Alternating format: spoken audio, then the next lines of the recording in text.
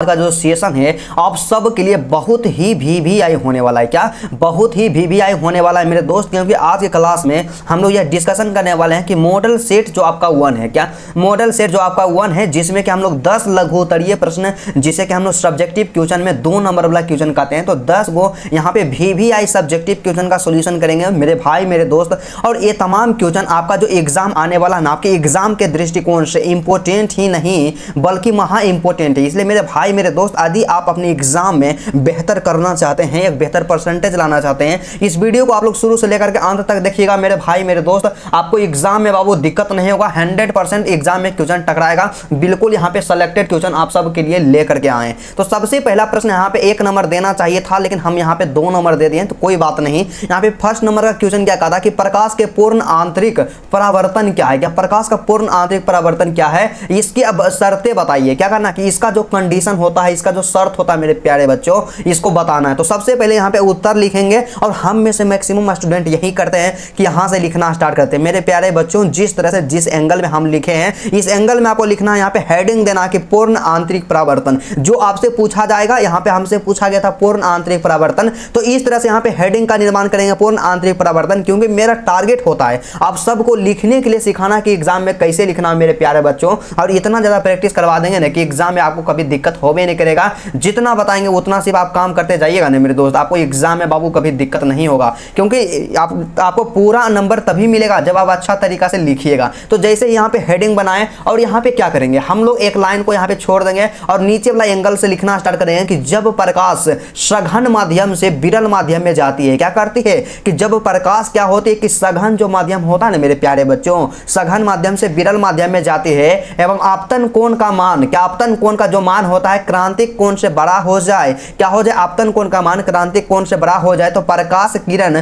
पुनः उसी माध्यम में लौट आता है, और इस घटना को ही प्रकाश का पूर्ण आंतरिक परावर्तन कहा जाता है। देखिए कितना शानदार शब्दों में आप सबको यहाँ पे बताएं मेरे प्यारे बच्चों कि प्रकाश का पूर्ण आंतरिक परावर्तन क्या करता है कि जब आपको 2 चीज याद रखना है कि जब प्रकाश सघन माध्यम से विरल माध्यम में जाती है, ठीक है। दूसरा चीज क्या याद रखना कि आपतन कोण का जो मान होता है ना मेरे प्यारे बच्चों, क्रांतिक कोण से बड़ा हो जाए तो प्रकाश पुनः उसी माध्यम में वापस लौट जाती है, और ये जो घटना होता है, इसी घटना को पूर्ण आंतरिक प्रकाश का पूर्ण आंतरिक परावर्तन कहा जाता है मेरे प्यारे बच्चों। बहुत ही ज्यादा इंपॉर्टेंट है, बहुत ही ज्यादा आसान है, एग्जाम में डायरेक्ट टकराएगा। और यहाँ पे जो फिगर दिया गया है ना, इस फिगर को आपको बना देना है। क्या यहाँ पे जो फिगर दिया गया इसको बना देना है। यहाँ पे आप लोग लिख दीजिएगा विरल माध्यम यहाँ पे, और यहाँ पे विरल लिख दीजिएगा, यहाँ पे माध्यम लिख दीजिएगा, यहाँ पे सघन माध्यम लिख दीजिएगा, ठीक है। इस तरह से आप लिख दीजिएगा ना मेरे प्यारे बच्चों, एग्जाम में कभी भी बाबू दिक्कत नहीं होगा। और फिगर को बनाना आप सब के लिए बहुत ही ज्यादा इंपॉर्टेंट है, और एग्जामिनर में उतना पावर नहीं रहेगा कि आपको 2 अंक नहीं देगा, पक्का 2 में से 2 अंक आपको दिया जाएगा, ठीक है। तो चलिए नेक्स्ट क्वेश्चन के बारे में बात करते हैं मेरे प्यारे दोस्त। यहाँ पे कहा जाता है ना मेरे दोस्त, यहाँ पे इसका शर्त भी लिखना था। तो शर्त में देखिए हम लोग क्या लिखेंगे, सबसे पहले प्रकाश के पूर्ण आंतरिक परावर्तन के लिए निम्नलिखित शर्त है, इस तरह से आपको लिखना है। टॉपर ये इसी चीज को फॉलो करता है। तो सबसे पहला कंडीशन क्या कहता है कि प्रकाश किरण हमेशा सघन माध्यम से विरल माध्यम में जाना चाहिए मेरे प्यारे बच्चों, बिल्कुल सही है जी। दूसरा कंडीशन क्या है कि आपतन कोण का जो मान होता है ना, क्रांतिक कोण से बड़ा होना चाहिए। क्या होना चाहिए कि आपतन कोण का जो मान होता है क्रांतिक कोण से बड़ा होना चाहिए, यही इसका कंडीशन है। आपको 100% यहाँ पे करेक्ट आंसर हो जाएगा, ठीक है। और वहीं बात करते हैं मेरे प्यारे बच्चों नेक्स्ट क्वेश्चन के बारे में। तो नेक्स्ट क्वेश्चन जो हमारे पास दिया गया है, जो कि काफी ज्यादा इंपॉर्टेंट और खतरनाक है, और कहा जाता है मेरे प्यारे बच्चों कि जब आंखों में अरमान लिया, मंजिल को अपना मान लिया, और है मुश्किल क्या आसान किया, जब ठान लिया तो ठान लिया। तो चलिए 3 नंबर का क्वेश्चन हमारे पास है, क्रांतिक कोण को परिभाषित करें। क्या करना है कि आपका जो क्रांतिक कोण होता है इसको परिभाषित करना, परिभाषा लिखना है। तो बस यही यहाँ पे उत्तर लिखेंगे, इस लाइन को छोड़ करके यहाँ से लिखना स्टार्ट करेंगे कि क्रांतिक कोण। यहाँ पे हेडिंग देंगे, हेडिंग का देना बहुत ही ज्यादा जरूरी है मेरे प्यारे बच्चों, एग्जाम में एक भी नंबर नहीं कटेगा। और यहां से लिखेंगे कि क्रांतिक कोण सघन माध्यम में आपतन कोण का वह मान है जिसके लिए विरल माध्यम में आपतन कोण का मान 90 डिग्री होता है। कितना एकदम लिमिटेड वर्ड में लिखे हैं, क्या लिखे हैं, लिमिट शब्दों में लिखे हैं, और लिमिट शब्दों में ही आपको आंसर देना है। और मोस्ट इंपोर्टेंट है, बस इतना ही आपको याद रखना है, ठीक है। और उसके बाद यहाँ पे लिखना, इसमें थोड़ा सा और कुछ आपको और लिख देना है मेरे प्यारे बच्चों।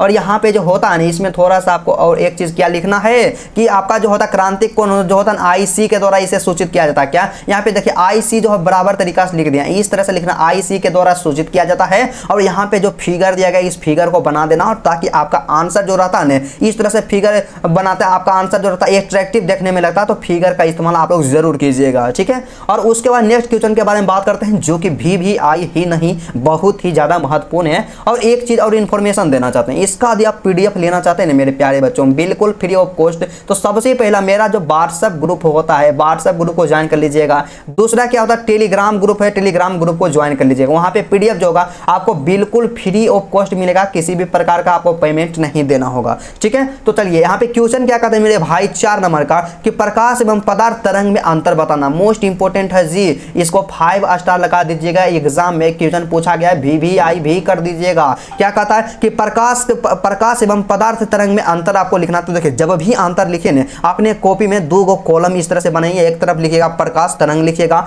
और दूसरा तरफ क्या लिखिएगा पदार्थ, यहाँ पे तरंग लिखिएगा, क्या पदार्थ तरंग लिखिएगा। और इसमें लिखना है सबसे पहला यहाँ पे A नंबर में यहाँ पे लिखना है कि प्रकाश तरंग विद्युत चुंबकीय तरंग होते हैं। क्या होते हैं कि जो भी प्रकाश तरंगे होते हैं मेरे प्यारे बच्चों विद्युत चुंबकीय तरंग होते हैं। और वही इसके दूसरे साइड में लिखना है जबकि पदार्थ तरंग जो होता है डी ब्रोगली तरंगे होती है। देखिए साफ अंतर पता चल रहा है। और 2 नंबर का क्वेश्चन है तो 2 अंतर लिख देंगे, वही तो काफी रहेगा ना जी, बस इतना लिखना है। एक अंतर तो लिखने दिए, अब दूसरा का अंतर यहाँ से हम लोग लिखेंगे, क्योंकि कहा जाता है ना कि आप मेहनत करते हैं ना मेरे प्यारे बच्चों तो आपका जो सपना है ना हकीकत में कन्वर्ट हो जाएगा, हकीकत में यहाँ पे चेंज हो जाएगा। तो मेहनत पे ध्यान दीजिए, क्योंकि हम भी एक नॉर्मल मिडिल क्लास फैमिली से आते हैं और हमेशा आप मेहनत पे विश्वास करते हैं। तो दूसरा अंतर यहाँ पे क्या लिखना कि प्रकाश तरंग का तरंग दैर्ध्य प्रकाश के तरंग दैर्ध्य के बराबर होता है जी। बिल्कुल इंपॉर्टेंट है कि प्रकाश तरंग जो होता है ना इसका जो तरंग दैर्ध्य होता है प्रकाश के तरंग दैर्ध्य के बराबर होता है। और वही बात कर लेते हैं पदार्थ तरंगों के बारे में कि जबकि पदार्थ तरंग का तरंग दैर्ध्य लैम्डा बराबर h/p से प्राप्त किया जाता है। और जहां p बराबर में क्या होता है समवेग होता है। बस इतना लिखिएगा ना जी,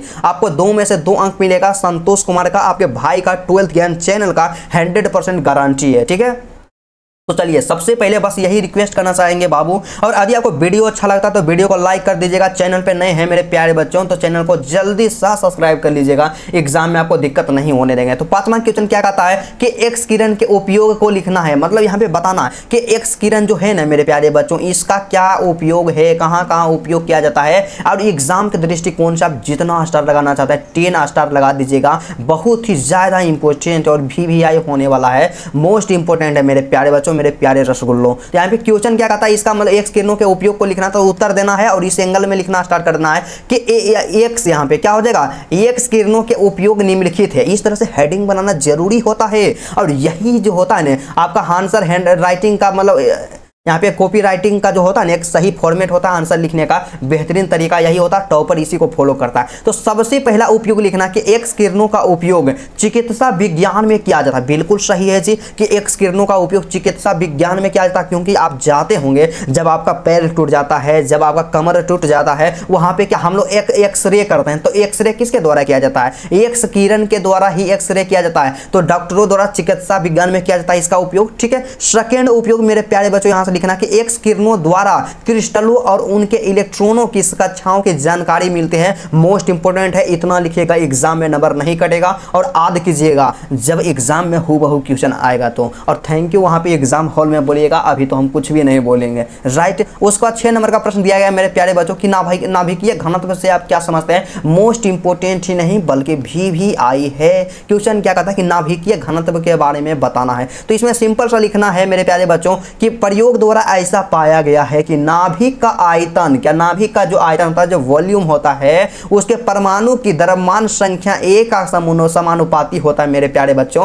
और इसमें थोड़ा सा आपको इक्वेशन का इस्तेमाल करना पड़ेगा, अर्थात यहाँ पे थोड़ा सा आपको विजिबिलिटी में प्रॉब्लम होता होगा, लेकिन कोई बात नहीं, मैनेज कीजिएगा कि अर्थात यहाँ पे क्या हो जाएगा V समानुपाती A हो जाएगा। और इसको हल कीजिएगा तो 4/3 πr³ समानुपाती A होता है। और यहाँ पे फिर हो जाएगा r³ समानुपाती A हो जाएगा। और यहाँ से फिर क्या हो जाएगा आर समानुपाती और ए के पावर 1/3 और यहाँ से फाइनल जो आ जाएगा आर बराबर में आर नोट ए के पावर 1/3 हो जाएगा। और जहाँ पे आर नोट का जो मान होता है 1.2 फर्मी होता है। काफी मोस्ट इंपोर्टेंट है, इतना आप लोग लिख दीजिएगा, रट जाइएगा, एग्जाम में बाबू दिक्कत नहीं होगा, मोस्ट इंपोर्टेंट है। और यहाँ पे थोड़ा सा आपको एक चीज और लिखना है कि नाभिक का घनत्व लगभग 10 के पावर 17 मतलब 10 टू द पावर 17 केजी प्रति मीटर क्यूब की कोटि में होते हैं। काफी मोस्ट इंपोर्टेंट है VVI, बस इतना ही लिखना है। और उसके बाद अगला क्वेश्चन के बारे में बात कर लेते हैं मेरे प्यारे बच्चों, जो कि महत्वपूर्ण तो हम नहीं कह सकते हैं लेकिन बहुत ही ज्यादा VVI कह सकते हैं। तो क्वेश्चन क्या कहता है मेरे प्यारे बच्चों, 7 नंबर का प्रश्न हमारे पास है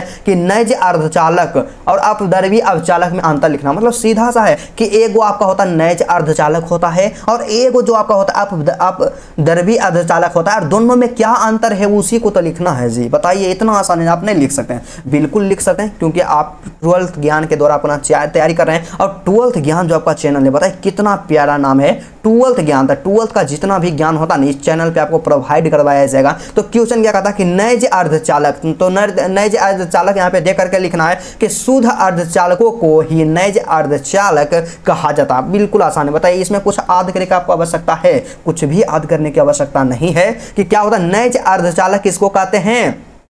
तो जो शुद्ध अर्धचालक होता है ना उसे ही नैज अर्धचालक कहा जाता है, और इसे प्राकृतिक अर्धचालक भी कहा जाता है। मतलब समझिए कि शुद्ध अर्धचालक को नैज अर्धचालक और नैज अर्धचालक को प्राकृतिक अर्धचालक भी कहा जाता है, तथा तात्विक अर्धचालक भी कहते हैं। इतना चीज आपको लिख देना है। और उसके बाद इसमें थोड़ा सा इसका कुछ पॉइंट्स को यहाँ पे इंक्लूड करना है मेरे प्यारे बच्चों, तभी आप और स्टूडेंट से अलग यहाँ पे देखने में लगेगा। यहाँ पे क्या है कि ए अर्धचालक आवर्त सारणी के चौथे ग्रुप में पाए जाते हैं। बिल्कुल सही जी, आवर्त सारणी के चौथे ग्रुप में पाए जाते हैं। ठीक है, उसके बाद इसके बाह्यतम कक्षाओं में 4 इलेक्ट्रॉन पाए जाते हैं। मोस्ट इंपोर्टेंट है, इतना लिख दीजिएगा। ठीक है, अब अगला जो हमारा बारी आता है यहाँ पे अपद्रव्यी अर्धचालक के बारे में लिखने के लिए। तो यहाँ पे इसमें क्या लिखेंगे जी मेरे प्यारे बच्चों? विनोद। तो यहाँ पे इसमें लिखेंगे ना विनोद कि अपद्रव्यी अर्धचालक, यहाँ पे हेडिंग दे करके इस एंगल में लिखना स्टार्ट करेंगे कि जब शुद्ध अर्धचालक में थोड़ा सा अपद्रव्य मिला दिया जाता है तो इसकी चालकता बहुत अधिक बढ़ जाती है।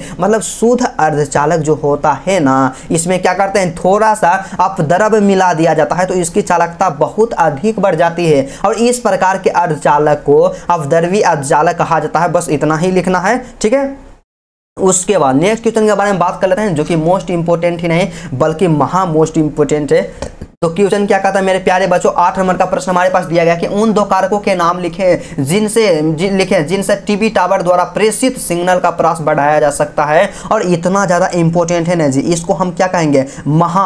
इसको क्या कहेंगे? महा VVI कहेंगे। एग्जाम में कई बार पूछ लिया जाता है मेरे प्यारे बच्चों। तो इसमें हम लोग क्या लिखेंगे? सबसे पहले कि उन 2 कारक के नाम लिखना है जिसके द्वारा टीवी टावर का जो प्रेषित सिग्नल जो होता है उसका प्रास को बढ़ाया जाता है। तो यहाँ पे लिखेंगे, इस एंगल में उत्तर देंगे और यहाँ लिखना स्टार्ट करेंगे। सबसे पहले भूमिका का निर्माण करेंगे। देखिए यहाँ पे लिखते हैं, इसको क्या बोलते हैं? भूमिका बोलते हैं। क्या भूमिका बोलते हैं? तो भूमिका का निर्माण करेंगे कि निम्नलिखित 2 कारक है जिनके द्वारा इसे बढ़ाया जा सकता है। एग्जामिनर पूरा खुश हो जाएगा जी, इस तरह से लिखिएगा। 100% खुश हो जाएंगे और आपको पूरा में से पूरा अंक मिलेगा, क्योंकि हम सिर्फ आपको क्वेश्चन नहीं बताते हैं, क्वेश्चन के साथ साथ एग्जाम हॉल में कैसे उसको रिप्रेजेंट करना है इस चीज को भी बताते हैं। क्योंकि एक अच्छा बेहतर टीचर वही है जो अपने बच्चों को हर कदम पे गाइड करे। ठीक है, तो यहाँ पे क्या कहता है कि इसका 2 का यहाँ पे क्या कारक क्या कि टावर की ऊंचाई को बढ़ाएंगे तो इसमें प्रेषित सिग्नल बढ़ाया जा सकता है। और दूसरा क्या होता है? प्राप्ति एंटीना की ऊंचाई को बढ़ा करके जिससे यह प्रसारण एंटीना से आते हुए सिग्नल को सीधा अवरुद्ध कर सके। बस इतना लिख देना है। ठीक है, उसके बाद अगला क्वेश्चन के बारे में बात करते हैं मेरे प्यारे बच्चों, जो कि काफी खतरनाक है और मोस्ट इंपोर्टेंट है, महा इंपोर्टेंट है। क्वेश्चन क्या कहता है जी? बिल्कुल छोटा सा सुंदर क्वेश्चन है कि ट्रांसफार्मर के ताम्र क्षय को समझाना। देखिए कितना बार पूछा गया, मोस्ट इंपोर्टेंट है जी। और इसमें 10 स्टार आप लोग लगा दीजिए ना। बताइए, इतना प्यार से बोल रहे हैं कि ट्रांसफार्मर के ताम्र क्षय को समझाए। अच्छा एक बात बताइए, आप मेरा नाम जानते हैं या नहीं? आप लोग जानवे करते हैं। सबसे पहले हम यही कहेंगे ना, आप मेरा नाम जानते हैं तो आप लोग कमेंट कीजिएगा कि हाँ मेरा नाम क्या है, और उसके साथ ही साथ आप अपना नाम भी लिख दीजिएगा। आप कौन डिस्ट्रिक्ट से पढ़ रहे हैं, किस डिस्ट्रिक्ट से आप आते हैं, अपना डिस्ट्रिक्ट के नाम लिख दीजिएगा। हम जानना चाहते हैं कि मेरे प्यारे बच्चों कहाँ से आप जुड़े हुए हैं। ठीक है, तो यहाँ पे क्वेश्चन है, यहाँ पे उत्तर देंगे और यहाँ पे लिखेंगे ट्रांसफार्मर के ताम्र क्षय जो होता है इसको समझाना है। तो यहाँ पे लिखेंगे ट्रांसफार्मर के प्राथमिक कुंडली एवं द्वितीयक कुंडली के तार में धारा के प्रवाहित होने पर ऊष्मा उत्पन्न होती है। क्या होती है? बिल्कुल अस्थिर से समझना मेरे प्यारे बच्चों कि ट्रांसफार्मर में हम लोग जानते हैं क्या होता है, दो गो कुंडली होता है और प्राथमिक कुंडली और द्वितीय कुंडली होता है। तो प्राथमिक कुंडली एवं द्वितीयक कुंडली के तार में प्रवाहित धारा के प्रवाहित होने पर, जब उसमें धारा को प्रवाहित करते हैं, करंट को प्रवाहित करते हैं, तो ऊष्मा उत्पन्न होती है। इस प्रकार विद्युत ऊर्जा का ऊष्मा के रूप में क्षय हो जाता है और जिसे ही ताम्रक्षय और जिसे ताम्रक्षय कहा जाता है। क्या इसे ही ताम्रक्षय कहा जाता है? बिल्कुल आसान है कि जब ट्रांसफार्मर के प्राथमिक कुंडली एवं द्वितीयक कुंडली में धारा को प्रवाहित करते हैं तो ऊष्मा उत्पन्न होती है और इस प्रकार विद्युत ऊर्जा का ऊष्मा में क्षय हो जाता है और इसे ही ताम्रक्षय कहते हैं। मोस्ट इंपोर्टेंट है जी। उसके बाद 10 नंबर का क्वेश्चन हमारे पास दिया गया है जो कि काफी मोस्ट इंपोर्टेंट, डेंजरस ही नहीं बल्कि खतरनाक है। क्वेश्चन क्या कहता है कि पांच श्रेणी से आप क्या समझते हैं? मोस्ट इंपोर्टेंट है, एग्जाम की दृष्टि से VVI है, फालतू में तो क्वेश्चन हम आपको नहीं कराएंगे, बिल्कुल आसान है। ठीक है, तो यहाँ पे लिखेंगे कि जब इलेक्ट्रॉन उच्च कक्षाओं n बराबर 4, 5, 6 आदि से निम्न कक्षाओं मतलब कि n बराबर 3 में लौटता है तो इससे प्राप्त श्रेणी पचयन श्रेणी कही जाती है और पचयन श्रेणी विद्युत चुम्बकीय स्पेक्ट्रम के अवरक्त भाग में प्राप्त होता है। मोस्ट इंपोर्टेंट है, 2 में से 2 अंक आपको मिलेगा और एक और क्वेश्चन आपको बोनस में करवा देते हैं क्योंकि हम बोले ना कि यदि आप 400 प्लस के लिए मेहनत कीजिए, यदि आपका टारगेट रहेगा, क्या रहेगा?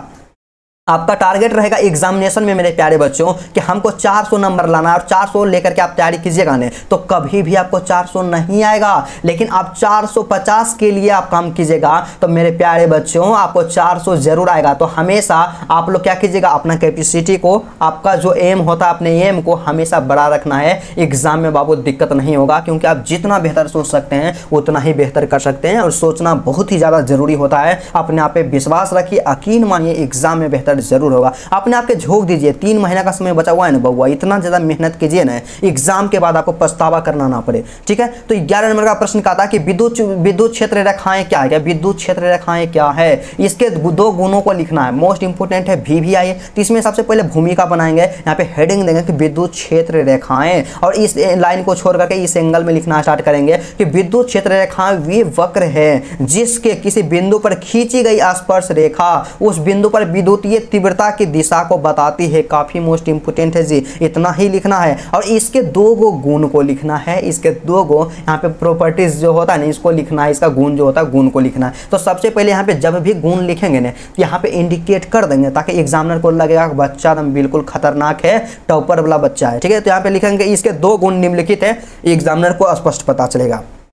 तो सबसे पहला क्या लिखना है कि विद्युत क्षेत्र रेखाएं धन आवेश से प्रारंभ होती है मतलब शुरू होती है और ऋण आवेश पर समाप्त हो जाती है। मतलब सीधा से समझिए कि विद्युत क्षेत्र रेखाएं जो होती है ना धन आवेश से शुरू होकर के ऋण आवेश पे यहाँ पे क्या होती है, समाप्त हो जाती है। और दूसरा क्या होता है कि कोई भी विद्युत क्षेत्र रेखाएं एक दूसरे को कभी भी नहीं काटते हैं मेरे प्यारे बच्चों। ऐसा नहीं कि एक विद्युत क्षेत्र रेखाएं यह एक विद्युत क्षेत्र रेखाएं ये एक दूसरे को काट देता है, ऐसा काम नहीं होता है। कभी भी 2 विद्युत क्षेत्र रेखाएं एक दूसरे को नहीं काटती है। तो मेरे प्यारे बच्चों आप सबका जितना भी मोस्ट इंपोर्टेंट यहाँ पे क्वेश्चन था सबका डिटेल पूर्वक सॉल्यूशन करवा दिए हैं। और यदि आप इसका PDF लेना चाहते हैं और PDF के लिए मेरे प्यारे बच्चों जैसा कि आपको किसी भी प्रकार का कोई भी पेमेंट करना नहीं होगा तो सबसे पहले क्या कीजिएगा, यदि आपको वीडियो अच्छा लगा ना मेरे दोस्त, आप बताइए, आप सबके लिए इतना मेहनत करते हैं तो आप अपने भाई के लिए आप इस वीडियो को लाइक नहीं कर सकते हैं? सबसे पहले वीडियो को लाइक कर दीजिएगा, मेरा मनोबल बढ़ेगा। ठीक है, चैनल पे नए हैं मेरे प्यारे बच्चों चैनल को सब्सक्राइब कर लीजिएगा, आपको एग्जाम में दिक्कत नहीं होने देंगे। और इसका PDF के लिए 2 ऑप्शन आपके पास है। सबसे पहले आप अपना WhatsApp ग्रुप ज्वाइन कर लीजिएगा मेरा वाला, और नहीं तो आप टेलीग्राम का यूज करते हैं तो टेलीग्राम ग्रुप को ज्वाइन कर लीजिएगा, आपके लिए बहुत ही ज्यादा जरूरी होता है। PDF ले लीजिएगा, PDF जो होता है बहुत ही ज्यादा इंपॉर्टेंट है और PDF जो मिलेगा आपको बिल्कुल फ्री ऑफ कॉस्ट मिलेगा, पेमेंट आपको देना नहीं पड़ेगा। तो चलिए मेरे प्यारे बच्चों आज का क्लास यहीं रहता है, फिर आपसे मिलते हैं नेक्स्ट वीडियो में नेक्स्ट टॉपिक के साथ। तब तक के लिए जय हिंद।